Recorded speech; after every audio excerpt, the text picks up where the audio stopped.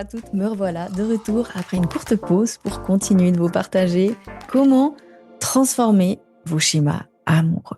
Et bien sûr tout le reste, parce que comme vous le savez, on peut appliquer tout ce que je vous raconte sur les autres domaines de vie, sur les amitiés. Du reste, je suis en train de vous préparer un épisode sur les amitiés parce que l'année dernière, j'ai eu beaucoup de personnes qui m'ont rapporté qu'elles ont perdu des amitiés.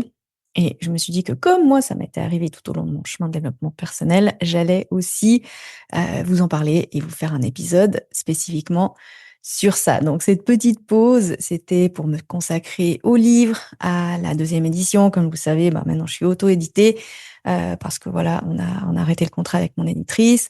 J'ai aussi le livre en anglais qui va tout bientôt sortir et la réédition de certains cours de Change ton schéma amoureux qui dataient de même avant que le cours soit en ligne tel qu'il est aujourd'hui.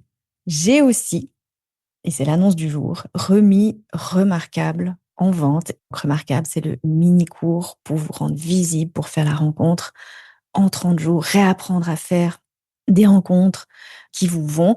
Pour fêter ça, je vous ai fait une promo. Il est à 49 francs au lieu de 77 jusqu'à la fin du mois de janvier, donc janvier 2026, selon à la date à laquelle vous écoutez l'épisode. Et 49 francs en euros, en ce moment, ça doit faire à peu près 55 euros. Et justement, aujourd'hui, on va parler de la vraie raison pour laquelle tu ne vois personne qui te plaît. Il y avait peu d'hommes qui me plaisaient. Je sortais, je faisais des activités, mais rarement un homme faisait chavirer tout mon corps. Tu sais, lorsque tu en vois un vraiment qui, waouh, il y a une chaleur et des picotements qui traversent tout ton corps. Parfois, comme personne me plaisait, j'essayais les applications, mais c'était encore pire. J'avais une sorte d'aversion en regardant tous ces profils. Alors finalement, je m'enlevais au bout d'une semaine, même pas. Et aussi, je préférais vraiment faire des rencontres en vrai.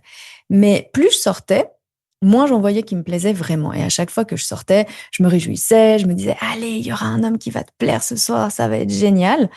Et quand j'arrivais à l'endroit, en 2 secondes, je scannais la salle et nada. Personne.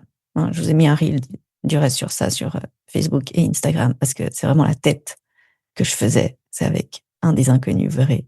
Il me fait tellement rire. C'est tout à fait ça. Personne ne plaît. Alors, je me mettais très vite dans une énergie, je dirais un peu de saouler, de fermer, en mode je suis là, mais j'ai pas envie d'être là, j'en ai marre, je rentre pas. À quoi bon rester? Mais j'avais des pics. Et je me motivais. Je suis une personne quand même, j'arrive à me remotiver. J'ai le truc pour allez, faut y aller. Et je me disais, allez, reste encore un peu, on sait jamais. Peut-être que il va y en avoir un qui va arriver. Tu sais, le fameux sur un malentendu, ça peut marcher. Et je pouvais me motiver comme ça pendant des heures, mais aucun n'arrivait. Je scannais un peu la porte d'entrée ou et puis chaque fois que quelqu'un rentrait, j'étais déçue de plus en plus. Enfin, c'était pareil au mariage. J'avais hâte. Ça, c'était avant le 10e mariage. Clairement, j'en étais arrivée à détester les mariages et à espérer qu'on m'invite plus. Parce que c'était pas parce que j'enviais les mariés et que j'étais un peu dans une énergie de voilà, ils se marient encore et pas moi. Mais c'était plutôt parce que j'étais toujours la seule célibataire, que toutes les nanas en couple voulaient caser avec leur cousin machin. Tu sais, ce moment où t'es devenu leur projet de vie parce qu'elles s'emmerdent dans leur couple. Et c'était vraiment l'énergie du moment.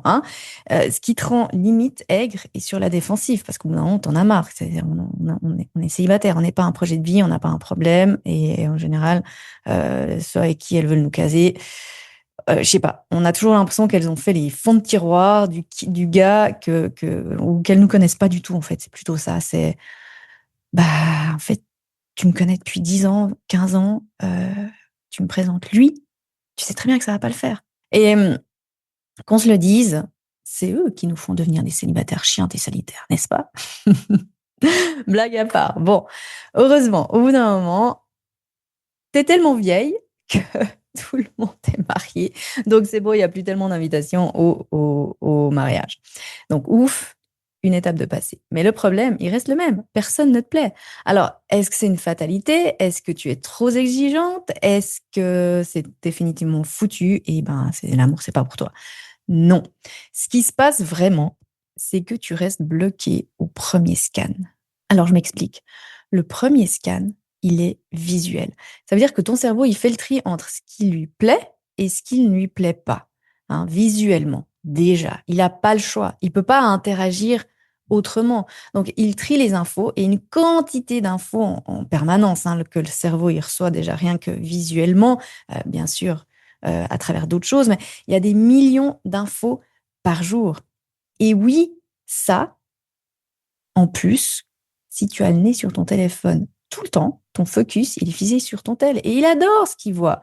Les bébés chats, les contes marrants, les designers de fringues. C'est beaucoup plus attrayant que de regarder autour de lui ce qui se passe, vu qu'il est blasé de ce qu'il voit. Hein. Clairement, c'est ça. En fait, tu opères le même scan en vrai que sur les applications de rencontres. Le scan visuel. Et 99 fois sur 100, c'est non, no way, dark. Et ce qui se passe, c'est exactement la même chose que dans les boutiques. Parfois, tu scannes à toute vitesse et il n'y a rien. Hein. Les formes, les couleurs, bof.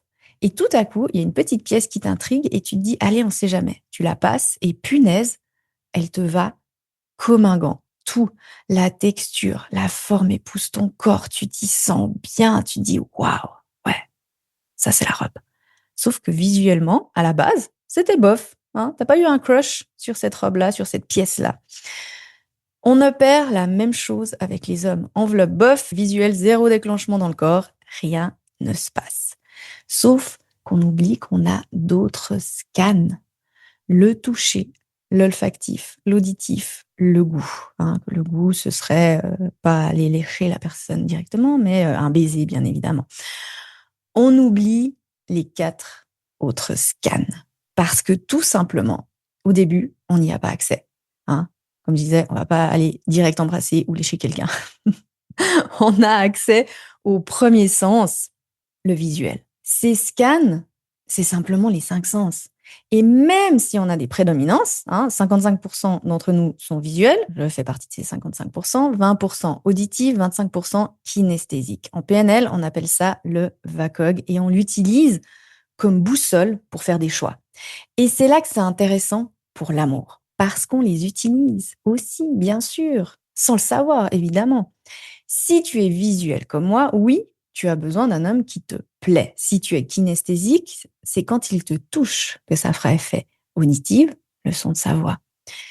Tu sais ce qui est prédominant chez toi en fonction des mots que tu utilises le plus souvent. Il est trop beau, visuel. Le son de sa voix est incroyable. C'est quand tu as un homme que tu connais pas au téléphone et que tu es là, oh là là, il a une voix. Tout de suite, tu fais des liens. Il doit être beau, il doit être sexy. Ah, waouh. Auditive. J'adore quand il me touche, kinesthésique. Et j'ai eu pas mal de clientes qui couchaient avec des hommes qui ne leur plaisaient pas du tout, mais que quand ils les touchaient sexuellement, c'était le waouh. Et en fait, même si on a une prédominance, ce qui donne envie de le revoir, c'est une accumulation des 5 sens. Tu as déjà sûrement entendu l'histoire que Raphaël, visuellement, au départ, il ne me plaisait pas incroyablement. Il n'était pas repoussant, bien évidemment, mais j'ai pas eu un crush. Mais c'est en lui parlant que je suis tombée amoureuse de lui. Et tu vois là où je veux en venir. C'est là que savoir socialiser et flirter dans ton quotidien est essentiel. Parce que tu dépasses le premier scan. Tu dépasses ton cerveau qui filtre qu'avec le visuel. Tu vois là où je veux en venir. C'est là que savoir sociabiliser et flirter dans ton quotidien est essentiel. Parce que tu dépasses le premier scan. Tu dépasses ton cerveau qui filtre avec le visuel. Bien sûr, ça va aussi dans l'autre sens. Un homme qui te plaît depuis des lustres, le jour où enfin tu oses lui parler, l'attirance retombe comme un flanc. Ça m'est arrivé quelquefois et c'est terrible ce moment. Mais c'est ok, c'est normal que ça arrive. Si les scientifiques n'ont pas encore trouvé la raison pour laquelle on tombe vraiment amoureuse, c'est parce qu'il y a ces 5 sens et tout un tas d'autres choses qui se déclenchent dans tout notre corps, dont on n'a pas complètement conscience en fait.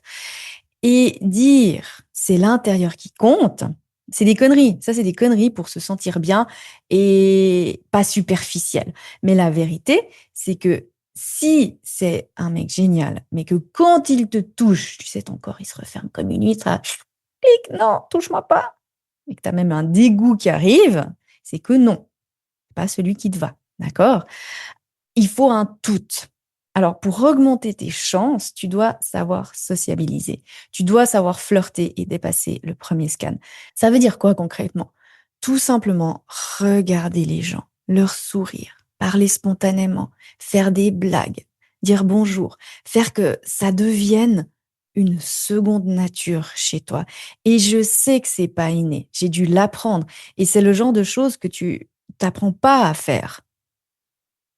On nous apprend pas à sociabiliser et en fait, ce qui se passe, c'est que à l'école, bah, on est avec les gens, on est avec les personnes tout le temps et parfois, tu as des camarades de classe dont tu t'étais pas tombée amoureuse, mais à force de leur parler, à force de faire le sport avec, de faire des devoirs avec, pouf, tu tombes amoureux. Mais ça aurait pas été quelqu'un sur qui visuellement tu aurais flashé. La même chose en apprentissage, la même chose à l'université et la même chose au travail.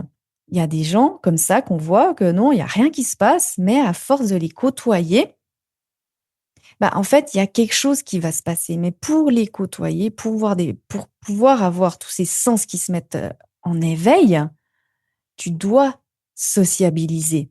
C'est comme ça, en fait, que on va augmenter, le ratio de personnes qui vont nous plaire et enlever cette phrase, cette limitation de: «En fait, il y a personne qui me plaît».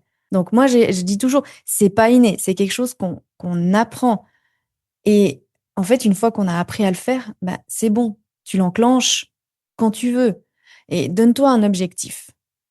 Vraiment, c'est important. Aborder, par exemple, 3 personnes par jour à compter de maintenant. Au café, dans le bus, dans le métro, au travail, dans la rue, au sport, pendant les courses et observe ce qu'il se passe. En fait, aujourd'hui, aussi, le problème, c'est qu'on a l'impression que ça va nous bouffer de l'énergie de parler aux gens. Alors qu'en fait, comme je disais, peut-être au début, oui, ça va te demander une énergie supplémentaire parce que tu n'en as pas l'habitude. Comme quand on va au sport, au tout début, c'est difficile de se lancer, on n'a pas envie, oh là, la séance elle est difficile. Et au bout d'un moment, ça devient de plus en plus facile. Et au bout d'un moment, même, on prend goût à ça. Et au bout d'un moment, bah, on fait de plus en plus de sport, tu vois? Et c'est la même chose ici.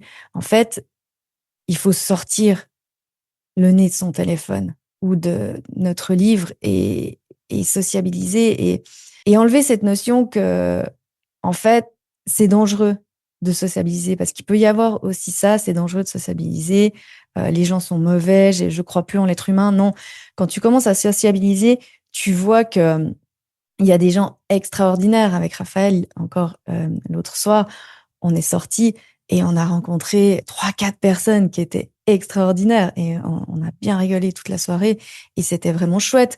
Et oui, il y a eu 1 ou 2 personnes qui étaient un petit peu bizarres, voilà, mais ces personnes-là, ben, rapidement, tu de leur parler et c'est tout. En fait, il y a un ratio qui est normal, qu'il y a des gens qui avec qui ça fonctionnera pas et c'est OK, c'est complètement normal, mais on se plaint que nous n'avons plus d'interaction sociale, mais la vérité, c'est qu'on ne fait rien pour et que la plupart d'entre nous, on s'est renfermés comme des huîtres et parfois encore plus quand on fait du développement personnel depuis longtemps, on veut vraiment encore plus filtrer, encore plus scanner, mais au final, on se retrouve de plus en plus seul ou de moins en moins à rencontrer des nouvelles personnes qui nous vont vraiment, avec qui on s'entend bien. Et on attend l'invitation à une soirée, on attend qu'on nous parle, on attend que ça arrive, on attend le prochain événement, la prochaine retraite, le prochain voyage, etc. Alors que, en fait, comme vous faites, on dit toujours, hein, comme on fait les choses aujourd'hui ou comme on fait les choses au quotidien, on fait les choses tout le temps. Et c'est vrai, c'est ce qui arrive. Et ce qui arrive aussi, c'est qu'on finit par dépit sur les applications de rencontres pour finir par être encore plus dépité. Donc, sociabilise-toi aujourd'hui, développe cette compétence, comme je l'ai dit toujours, c'est une des 2 compétences avec savoir faire de l'argent, mais ces 2 vont de pair, qui ouvrent le champ des possibles dans ta vie, qui te mènent à vivre ta vie idéale, c'est savoir sociabiliser. C'est vraiment une des 2 compétences qui est essentielle dans je trouve, dans la vie de chaque être humain et que j'ai observé avec les années, change vraiment la donne, hein. C'est vraiment la première chose qui va tout changer quand on est dans cette recherche de l'amour, quand on est dans cette recherche de la relation idéale. Voilà pour cet épisode. S'il t'a plu, je serais ravie que tu lui mettes 5 étoiles sur Spotify ou Apple Podcast pour le rendre visible à d'autres. Un immense merci et je vous dis à la semaine prochaine. Pour incarner ce dont je parle dans le podcast, tu as plusieurs options. Le livre Change ton schéma amoureux, que tu peux commander directement sur Amazon. Et pour aller plus en profondeur dans ton schéma avec des exercices concrets, le cours en ligne où j'enseigne la méthode complète Change ton schéma amoureux, où tu apprendras tout ce dont je parle dans le podcast et comment mettre en pratique, notamment partenaire de schéma, le sweet spot, la communication complice. Tu trouveras toutes les informations sur fannyjipa.com.